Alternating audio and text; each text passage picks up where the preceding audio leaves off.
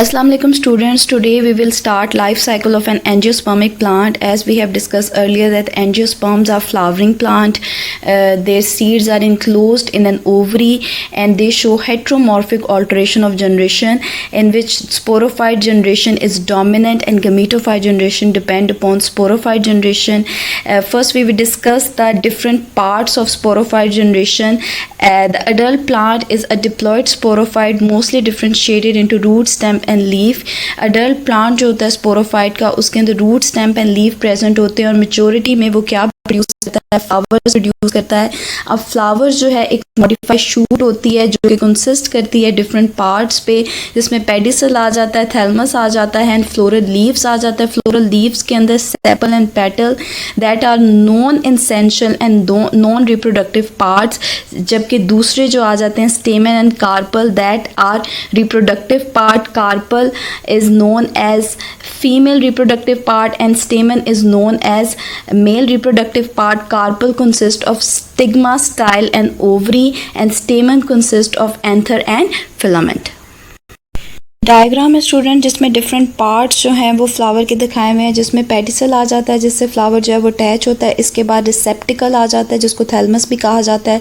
इसके अलावा sepal and petal जैसे मैंने पहले भी बताया कि these are non essential and non reproductive parts और इनका काम क्या होता है प्रोटेक्ट करना स्टेमन एंड कार्पल को. और इसके अलावा ये पॉलिनेशन में जो है वो मदद करते हैं, इंसेक्ट्स को अट्रैक्ट करते हैं और जब पॉलिनेशन जो है वो ख़त्म हो जाती है तो ये फॉल ऑफ कर जाते हैं. इसके अलावा जो फीमेल और मेल रिप्रोडक्टिव पार्ट है उसमें मेन रिप्रोडक्टिव पार्ट में स्टेमन आ जाता है जो कि कंसिस्ट करता है एंथर और फिलामेंट के ऊपर, और पिस्टल आ जाता है जिसको कार्पल भी कहते हैं जो कि कंसिस्ट करता है स्टिग्मा, स्टाइल एंड ओवरी के ऊपर. अब अगर हम पहले डिस्कस कर लें मेल रिप्रोडक्टिव पार्ट को, एंथर जो है उसके अंदर माइक्रोस्पोर्स मदर सेल्स होते हैं जिनके अंदर मियोसिस होती है और क्या प्रोड्यूस करते हैं ये हेप्लॉइड माइक्रोस्पोर्स. और जो हेप्लॉइड माइक्रोस्पोर्स हैं वो क्या बनाते हैं मेल गमीटोफाइट, और मेल गमीटोफाइट को फिर क्या कहते हैं पोलन कहते हैं. जबकि जो कार्पल है वो कंसिस्ट करता है स्टिग्मा, स्टाइल एंड ओवरी के ऊपर. तो ओवरी जो है उसके अंदर क्या प्रेजेंट होते हैं, व्यूल जो हैं वो प्रेजेंट होते हैं. और व्यूल जैसे पहले भी मैंने डिस्कस किया था, व्यूल वो पार्ट है जो सीड बनाता है. व्यूल जो है वो कंसिस्ट करता है इंटेगुमेंट जिसको कवरिंग कहते हैं, और टिश्यू जो इसके अंदर प्रेजेंट होता है उसको क्या कहते हैं न्यूसेलस कहते हैं. Next after pollination the pollen grain is transfer to the stigma. जब पोलिनेशन होती है जो पोलन ग्रेन जो है वो एंथर के अंदर जब बना होता है वो ट्रांसफ़र होता है किसके पास, स्टिग्मा के पास. Here it germinate to form a pollen tube. उसके बाद क्या बनती है, पोलन ट्यूब बनती है. डायग्राम बुक में बनाई हुई है जिसके अंदर इंडिकेट किया हुआ है कि जैसे ही पोलन जो है स्टिग्मा के ऊपर फॉल करेगा तो वो क्या बनाएगा, पोलन ट्यूब जो है वो बनाएगा. उसके बाद the nucleus of the microspores divide by meiotic division to form two male gamete and the tube nucleus. उसके बाद माइक्रोस्पोर्स डिवाइड करेगा माइटोसिस के प्रोसेस से और क्या फॉर्म्ड होंगे, टू मेल गमीट फॉर्म होंगे और क्या बनाएंगे, ट्यूब न्यूक्लियस जो है वो फॉर्म होगा. At this stage of the development the pollen grain is called male gametophyte. जब पोलन ग्रेन के पास टू मेल गमीट्स हों, ट्यूब न्यूक्लियस जो है वो प्रेजेंट हो, तो इस स्टेज पे उसको पोलन ग्रेन को क्या कहते हैं, male gametophyte. In the meantime, certain changes occur in the ovule leading to the formation of female spore जिसको क्या कहते हैं, मेगास्पोर. अब इस दौरान जो ovule है उसके अंदर डिफरेंट चेंजेस आती हैं और क्या प्रोड्यूस हो रहा है उसके अंदर मेगास्पोर जिसको फीमेल स्पोर कहा जाता है. The megaspore develop into female gametophyte. अब ovule के अंदर जो चेंजेस आ रही हैं उसके अंदर क्या डेवलप हो रहा है, फीमेल स्पोर जो डेवलप हो रहा है जिसको क्या कहा जाता है, female gametophyte. This consist of 7 sales only. और जो फीमेल गमीटोफाइट है वो कंसिस्ट करता है 7 सेल्स पे. One of these cell is egg, और एक सेल जो होता है उसको क्या कहते हैं, एग कहते हैं. तो ये चेंजेस दिखाई हुई है कि पोलिनेशन के दौरान किस तरह से दोनों मेल और फीमेल पार्ट के अंदर फ्लावर के चेंजेस आ रही है, जिसके अंदर क्या हो रहा है, पोलन ग्रेन जो है स्टिग्मा के पास जा रहा है और वहाँ पे वो क्या बना रहा है, मेल गमीट जो है वो फॉर्म्ड हो रहा है, पोलन ट्यूब जो है वो फॉर्म्ड हो रही है और इस दौरान इसको क्या कहते हैं, मेल गमीटोफाइट. जबकि जो व्यूल है उसके अंदर क्या बन रहा है, मेगास्पोर जो है वो बन रहे हैं और वो क्या बना रहे हैं, फीमेल गमीटोफाइट, और जो कि कंसिस्ट करते हैं किस पे, 7 सेल्स पे, जिनमें 7 सेल्स में से एक सेल जो होता है वो कौन सा होता है, एग सेल्स होता है. The pollen tube grows through the style, enter the ovule and then reaches the female gametophyte. अब जो pollen tube जो कि pollen grain बना रहे हैं वो ovule के अंदर enter होगी और कहाँ पे reach करेगी? female gametophyte के पास. Here it discharge the male gamete और इस pollen tube के ज़रिए male gamete जो है वो कहाँ पहुँचेगा? female gamete के पास. The egg and one of the two male gamete fuse to form an oospore. अब उन्हें क्या है कि एग और एक मेल गमीट जो है वो फ्यूज होता है और क्या बनाता है? ओस्पोर बनाता है. The second male gamete fuse with the secondary nucleus to form endosperm nucleus. अब मैंने कहा कि जो दो मेल गमीट थे उसमें से एक ने फ्यूज़ होना है एग के साथ और दूसरे ने फ्यूज़ होना है किसके साथ? सेकेंडरी न्यूक्लियस के साथ. और वो क्या बनाएगा? एंडोस्पर्म टिश्यू बनाएगा जिसका काम क्या होता है? एम्ब्रियो को नरिशमेंट प्रोवाइड करना. इसी वजह से एंजियोस्पर्म के लाइफ साइकिल में डबल फर्टिलाइजेशन होती है जिसमें एक एग जो है वो कंबाइन होता है गमीट के साथ, ओस्पोर बनता है, और दूसरा एग जो है वो गमीट जो है वो कंबाइन होता है न्यूक्लियस के साथ, सेकेंडरी न्यूक्लियस के साथ. तो वो क्या बनाता है? एंडोस्पर्म बनाता है. The oospore develop into an embryo.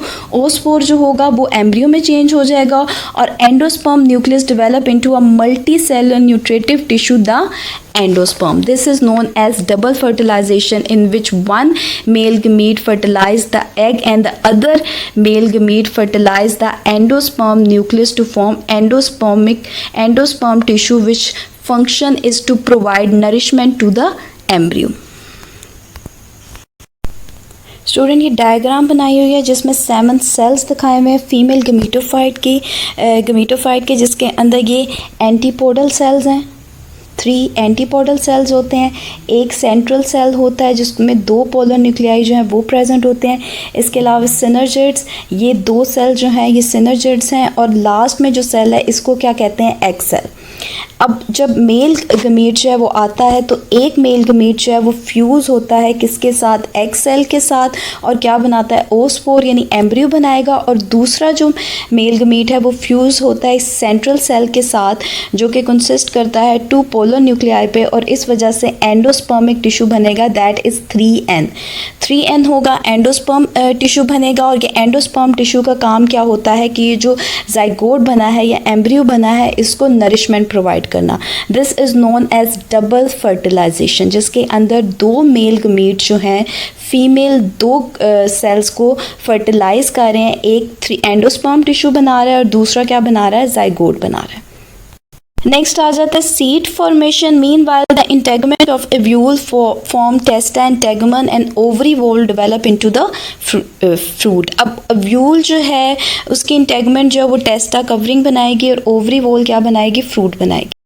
Seeds usually undergo a period of rest and then under suitable condition germinate and produce a seedling which gradually changes into sporophytes. Seed जो आम तौर पे फॉर्म्ड होता है वो rest में चला जाता है और जब कंडीशन सूटेबल होती हैं तो वो क्या बना देता है? Sporophyte generation. So alternation of dominant sporophyte generation occur with inconspicuous gametophyte generation. यानी कि इसमें डोमिनेंट जनरेशन कौन सी है? स्पोरोफाइट, जो कि ऑल्टरनेट करती है किससे? गमीटोफाइट जनरेशन से, जो कि डिपेंड करती है किस पे? स्पोरोफाइट जनरेशन पे. नेक्स्ट डबल फर्टिलाइजेशन आ जाता है. डबल फर्टिलाइजेशन मैंने पहले ही डिस्कस कर दिया बच्चे कि किस तरह से मेल गमीट जो है वो फ्यूज़ होगा एग के साथ और डिप्लॉयड जाइगोट बनाएगा. इसके अलावा एक और गमीट जो है वो जो बाद एक और गमीट जो है वो फ्यूज़ होगा दूसरे फीमेल सेल के साथ कॉल्ड फ्यूजन न्यूक्लियस 2N जिसका नंबर होता है. वो क्या बनाएगा? ट्रिप्लॉयड टिश्यू बनाएगा जिसको क्या कहते हैं? एंडोस्पर्म सेल, जिसका काम क्या होता है? स्टोर करना फूड को और नरिशमेंट प्रोवाइड करना किसको? ग्रोइंग एम्ब्रियो को. और बेसिकली डबल फर्टिलाइजेशन की जो है ये इम्पॉर्टेंट एवोल्यूशनरी स्टेप है in which food store in fertilize ovule is made only on fertilization that is formation of zygote. यानी कि सिर्फ तब फूड स्टोर होगा जब जाइगोट जो है वो फॉर्म्ड होगा. और ये फूड स्टोरेज किसके अंदर हो रही है? फर्टिलाइज एव्यूल के अंदर हो रही है. और इससे प्लांट जो है अपनी रिसोर्सेज बेहतर तरीके से जो है वो यूटिलाइज जो है वो कर सकता है. इधर डायग्राम जो है वो शो की हुई है कि किस तरह से सबसे पहले पोलन ग्रेन ग्रेन जो है वो लैंड करेगा स्टिग्मा के ऊपर, पोलन ट्यूब जो है वो फॉर्म्ड होगी और किस तरह से मेल गमीट जो है वो फ्यूज़ करेगा, पोलन एक मेल गमीट जो है वो फ्यूज़ करता है पोलर न्यूक्लियाई के साथ और एंडोस्पर्म बनाता है, और दूसरा जो है वो किसके साथ फ्यूज़ करता है, एग के साथ, और जाइगोट बनाता है। और एंडोस्पर्म का काम जो है वो नरिशमेंट प्रोवाइड करना किसको, एम्ब्रियो। नेक्स्ट आ जाता है classification of angiosperm. Basically angiosperms are divided into two sub classes that are monocot and dicot due to the presence of cotyledon. Cotyledon are the first growing embryonic leaf that is formed in a seed. अब अगर monocot होंगे तो उसके अंदर एक leaf form होगा, अगर dicot हैं तो उसके अंदर दो लीव्स जो हैं वो फॉर्म्ड होंगे। नेक्स्ट स्टूडेंट कंपैरिजन बताया हुआ है डिफरेंट पार्ट्स का मोनोकॉट एंड डाइकॉट का। सबसे पहले तो कॉर्डिलेटन इन अ सीड, यानी मोनोकॉट के अंदर एक कॉर्डिलेटन है, डाइकॉट के अंदर कितने हैं, दो कॉर्डिलेटन। नेक्स्ट आ जाता है नंबर ऑफ पेटल्स और सेपल। अगर डाइकॉट हैं तो उसके अंदर 4 और 5 पेटल्स और मल्टीपल ऑफ 4 एंड 5 हैं। अगर मोनोकॉट है तो उसके अंदर 3 पेटल्स, 3 सेपल्स और मल्टीपल्स ऑफ 3। अगर नेक्स्ट आ जाता है location and arrangement of vascular tissue in a stem. Dicot के अंदर जो वेस्कुलर टिश्यू है वो रिंग की सूरत में प्रेजेंट है, जबकि मोनोकॉट के अंदर ये स्कैटर्ड है वेस्कुलर टिश्यू। नेक्स्ट आ जाता है patterns of when in a leaf. अगर हम डाइकॉट के लीव्स देखें तो उनकी जो वेन्स होती हैं वो नेट वेन्स होती हैं, जबकि जो मोनोकॉट है उनके अंदर पैरेलल वेन्स जो हैं वो प्रेजेंट होती हैं। नेक्स्ट आ जाता है प्रेजेंस और एब्सेंस ऑफ वुड, यानी कि जो डाइकॉट है उनके अंदर हर्बेशियस प्लांट्स भी होंगे और वुडी भी होंगे, जबकि जो मोनोकॉट है उसके अंदर कौन से होते हैं, हर्बेशियस ज़्यादा होते हैं। Symmetry of accessory parts of the flower. अब सिमेट्री देखी जाए तो मोनोकॉट और डाइकॉट दोनों के अंदर रेगुलर फ्लावर्स भी होंगे। Regular flowers are basically known as actinomorphic. Actinomorphic वो वाले फ्लावर्स होते हैं जिनको अगर एक से ज़्यादा प्लेन में हम डिवाइड करें तो वो एक दूसरे का क्या होते हैं, मिरर इमेज होते हैं। जो इरेगुलर फ्लावर होते हैं उनको क्या कहते हैं, जाइगोमॉर्फिक, और वो सिर्फ एक प्लेन में ही एक दूसरे का मिरर इमेज होते हैं। इंडिविजुअल और यूनाइटेड पेटल्स, यानी पेटल्स को देखें तो दोनों के अंदर मोनोकॉट और डाइकॉट दोनों के अंदर गैमोपेटलस भी हैं। गैमोपेटलस मींस पेटल जो हैं वो यूनाइटेड हैं, और सेपरेट पेटल जो हैं वो भी प्रेजेंट हैं दोनों के अंदर, यानी पोलीपेटलस भी हैं। नेक्स्ट आ जाता है relative position of male and female flower parts. अब अगर इनके flower male and female parts की पोजीशन देखें तो सुपीरियर ओवरी भी इनके अंदर प्रेजेंट है और इन्फीरियर ओवरी भी दोनों के अंदर प्रेजेंट है। सुपीरियर ओवरी का मतलब ये होता है कि ओवरी जो है दूसरे के फ्लोरल पार्ट से ऊपर है, जबकि इन्फीरियर ओवरी का मतलब क्या होता है, फ्लोरल पार्ट जो है वो ऊपर हैं और ओवरी जो है वो नीचे है। तो ये थे इनके डिफरेंट कंपैरिजन था मोनोकॉट एंड डाइकॉट का, इनके डिफरेंट पार्ट्स का। अब अगर एग्जांपल देखी जाए तो डाइकॉट्स के अंदर एग्जांपल आ जाती है पीस की, बीन्स की, टोमेटोज़ की, जबकि मोनोकॉट्स हैं उसके अंदर वीट, कॉर्न एंड राइस की एग्जांपल आ जाती है। तो स्टूडेंट ये था हमारा आज का लेक्चर, ये चैप्टर का लास्ट टॉपिक था। बाकी का जो टॉपिक्स हैं वो आपके स्मार्ट सिलेबस में इंक्लूडेड नहीं है, तो यहीं तक आपके स्मार्ट सिलेबस में इंक्लूडेड है। तो कोई भी क्वेश्चन हो इस लेक्चर के हवाले से तो आप मुझसे ग्रुप में पूछ सकते हैं। Thank you.